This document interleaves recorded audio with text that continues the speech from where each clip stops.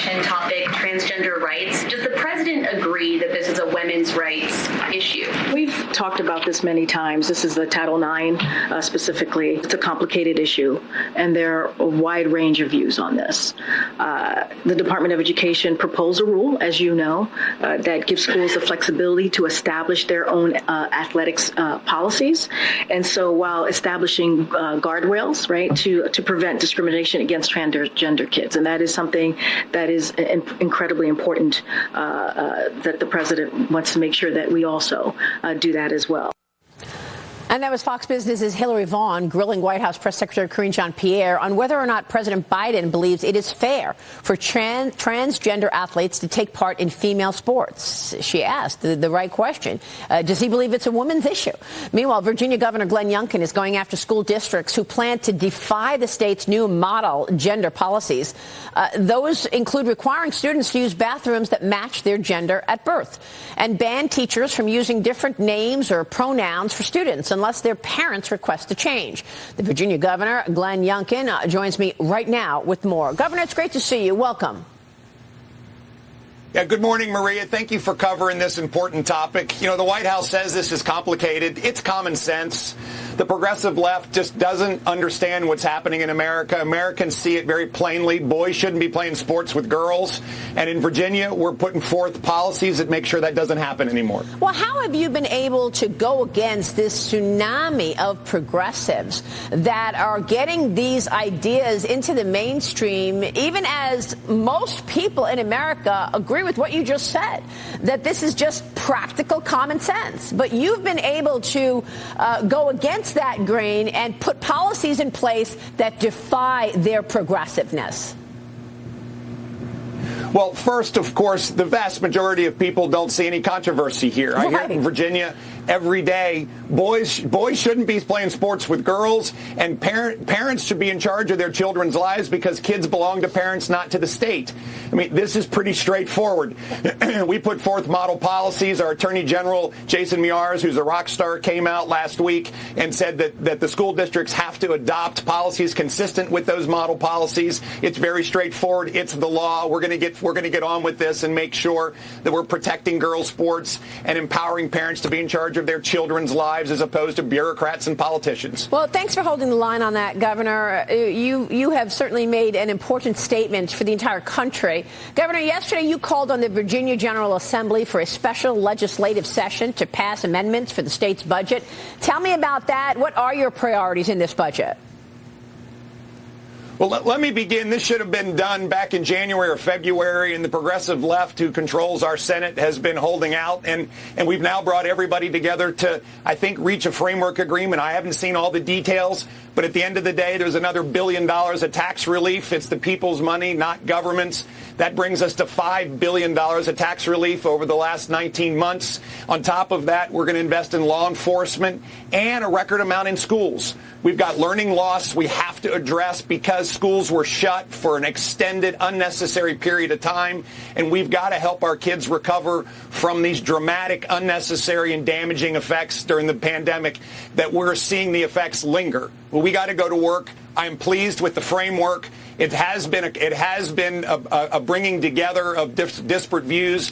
We're going to vote on it next week. I need to see the final details, but I'm encouraged. How many of those plans, those policies could be a markup for the rest of the country, Governor? We are sitting at a point in time right now where the government is about to run out of money. On September 30th, the Republicans will come back and they will have to get their appropriations bills done in 2 weeks or face a government shutdown or a continuing resolution. Well, we run a balanced budget in Virginia. We by code have to, but on top of that, we're running more efficiently. We had a $5 billion surplus this past year. That was on top of $4 billion of tax relief the year before. We're making sure that Virginia's government is run efficiently and effectively. We found $1.6 billion just in the last 12 months that did not need to be spent, that was appropriated. I think this is first and foremost recognizing it's the people's money, not government's money, and we can manage it appropriately. Oh, and in the face of that, you've got this administration wanting more revenue from higher taxes. Yeah, I just think there's nothing worse than we could do in the face of Bidenomic-driven recessions and inflation that is running away from the everyday American to turn around and raise taxes. We're providing tax relief to Virginians. We're driving job growth in Virginia. And what we're seeing is common sense conservative governance results in growth. We had a record employment base this past year. We've got people moving to Virginia as opposed to away from Virginia for the first time in 9 years. And the most important thing we're seeing is opportunity translate into jobs.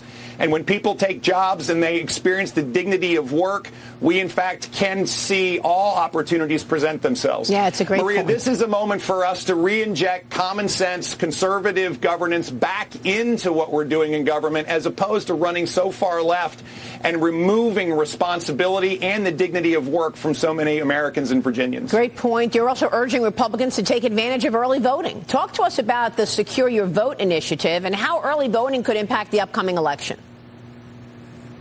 Well, we have our midterms in Virginia this year. There are huge elections. Our entire House, our entire Senate is up. I believe it's the most important election in America, and the reason is that we can demonstrate in 24 short months that a state that was completely controlled by the liberal left can, in fact, change directions with our statewide sweep back in 2021, and now we need to hold our House and flip our Senate. At the heart of it is getting Republicans off the sidelines and making a plan to vote early. We all want to make sure that your vote counts. You can go to secureyourvotevirginia.com, make a plan to vote early, either through absentee ballot or just going to the polls early. We've got to make sure every vote counts. I'm tired of watching elections where we as Republicans are down thousands, if not hundreds of thousands of votes on election day. We can do this better. We got to get Republicans off the sidelines and make sure that everybody secures their vote. Governor, did you watch the first debate of the GOP season? Have you decided who you're endorsing? Well, of course, I watched it, and I was encouraged by the fact that there is such a series of strong voices across America standing up for values that we know are so important. At the end of the day, I am deeply engaged in flipping our Senate and holding our House in Virginia. As I said, 2023, I think, is going to be the year of Virginia elections where we can demonstrate that common sense conservative values put to work in government can change the direction of a state and bring people together around a new set of priorities. I'm thinking that this will be an election that will hopefully give hope to the nation. And the nation can see that we can turn a state from a state that was controlled by Democrats to one that is completely controlled by Republicans. Well, Governor, you've got filing deadlines coming up in terms of this upcoming election, and you've said that the filing deadlines need to get through. You said any decision from your jumping in the 2024 race would come after that. Are you still considering jumping into the 2024 race? Maria, I've said over and over again how humbling it is to even talk about my name in this context.